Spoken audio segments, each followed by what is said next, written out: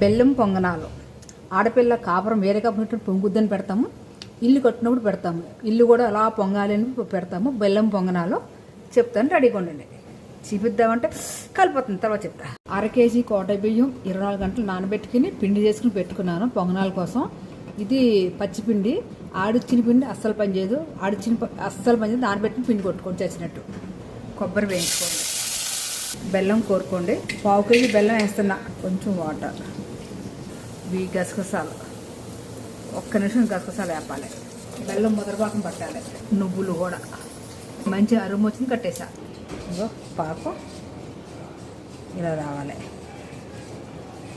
కొంచెం నెయ్యి, కొబ్బరి, గసగసాలు, ఇవి కొంచెం మిరియాల పొడి, యాలకుల పొడి, పట్టినంత వరిపిండి. పొంగనాలకి ఈ మాత్రం పలుచుకున్నా పర్వాలే, ఇలా ఉండాలి. మొత్తం పిండి పోసేసా. ఇది చెప్పాలంటే బెల్లం చలుడండి.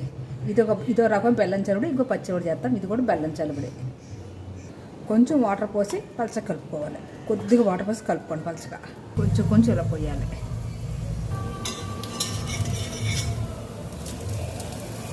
ఇలా పొంగితే గృహప్రవేశానికి ఆడపిల్ల కాపురం పెట్టిన పొంగుతాయని చెప్పేసి అంటారు. ఇలా పొంగాలండి. అది పొంగడం రెడీ. ముట్టుకుంటే కాలిపోతుంది. తర్వాత చెప్తా.